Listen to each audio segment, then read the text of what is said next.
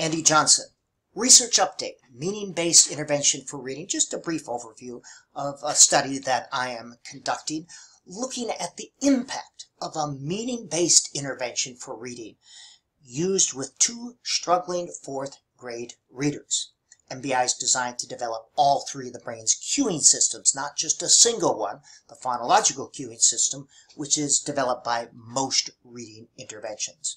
What I'm looking at specifically to see if there are any changes, and if so, the number and types of changes in reading miscues made by participants over the course of this study.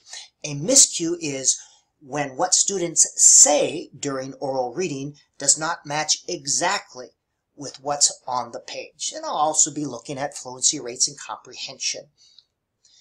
I'll be using materials from Readocity.com. That's where this meaning-based reading intervention is found. As well, I found Reading A to Z, RAS Plus, has a variety of level books, and this is perfect for this reading intervention, as students can read a number of books quickly here. So as I said, two struggling readers going into fourth grade, both reading at reading level 1.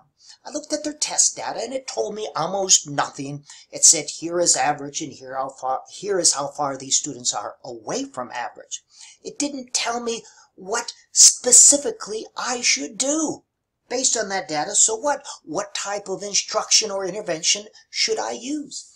That's why I believe a informal reading inventory. Specifically, I like the qualitative reading inventory to give me a good diagnostic to see what's going on, to see exactly what kind of instruction or intervention is needed.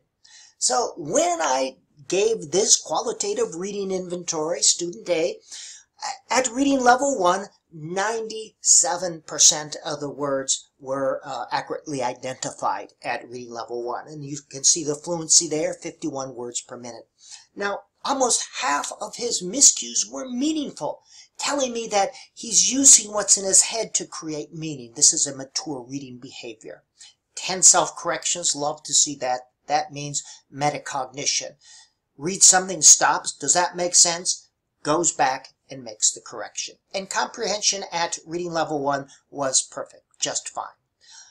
Student B, reading level 1, 98%, that tells me it's at the independent level. Reading level 2, 94, that is the instructional level. Most of her miscues were meaningful. Of the 6 meaning-disrupting miscues, 3 were grammatically correct. That means this student is using syntax as well to create meaning, and this is good. That's a mature reading behavior. So the goal of this was to build on each student's strengths while attending to deficits, and ultimately to develop their ability, not to sound out words, but to create meaning with print. So the word work was found within a meaningful context to the greatest extent possible, and as we said, the activities are designed to develop all three of the brain's cueing systems, semantic, syntax, and phonological. Fluency was an issue, so every day there are short passage fluency activities designed to develop this. And then each session was approximately 15 minutes in duration, and each daily session had 5 briskly paced activities. That was important, that you move quickly from one to the next to keep them engaged. And I did find that students were engaged because I spent about 3 to no more than 8 minutes on any single activity. I discovered, of course, that trust in relationship is an important variable in learning. I showed up there, a silly little bald man. They didn't trust me. They didn't know who I was, and it took a while for me to be able to see the student in them. Trust is earned, not given. And relationship is an important part of teaching. It's a variable often not accounted for in many research studies, but that does affect students' ability to read, to achieve, to think, to do everything. Think about that. We feel and we think with the same brain. Students want to read. They want to learn. Just something gets in the way. Authentic literacy is rewarding in and of itself. If they're writing for real purposes, I found out starting in week 2, our students actually enjoyed the writing part. Once they realized I wanted to hear what they had to say, and I was interested in their ideas. Once I got students involved in choosing the books that they wanted to read, they looked forward to reading every day. They realized I wasn't going to frustrate them. I wasn't going to humiliate them. They want to read. Students want to learn how to read. I learned as well that sometimes you have to slow down to speed it up.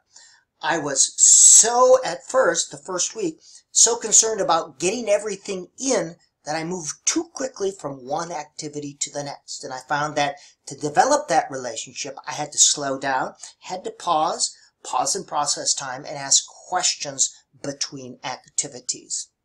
Now, choice is important to empower students. Empowered students are more likely to be engaged. Now, choice doesn't mean total choice. It means choice within a structure. So students were given in this intervention within the first couple weeks, choice of what books to read. You decide what book you want to read, what level of book they want to read, and also choice of what they want to write about or say. An important thing that I learned and relearned at a higher level, we do not want to rob them of the experience to self-correct, meaning oftentimes a student will read a sentence with the word incorrect, and the natural tendency is to jump in there and correct them. That robs them of this metacognitive experience. I found that if I wait, give them some time to process, that 98% of the time they will go back, they'll realize it doesn't make sense, go back and make the correction. If I jumped in there and corrected them right away, that would rob them of that experience. They wouldn't have developed that ability. We try to keep things within the zone of proximal development to the greatest extent possible, so we wouldn't frustrate them. We use scaffolding using just enough structure so as not to frustrate, to enable them to do it. So if I heard a student reading a sentence and I could sense that student was struggling, I would jump in with some oral scaffolds, some oral cues to enable that student to read fluently. And then reading practice. I like reading A to Z because you can quickly, it's an online book, online series of books, graded books, great pictures, and at varying levels, you can quickly move from one book to the next. So within 4 or 5 minutes, my students can read 3 books easily. And one of my students called them quick books. They're low level, but he called them quick books because you can read them quickly. All right, I will keep you updates as they come in, probably in the next 2 weeks or so.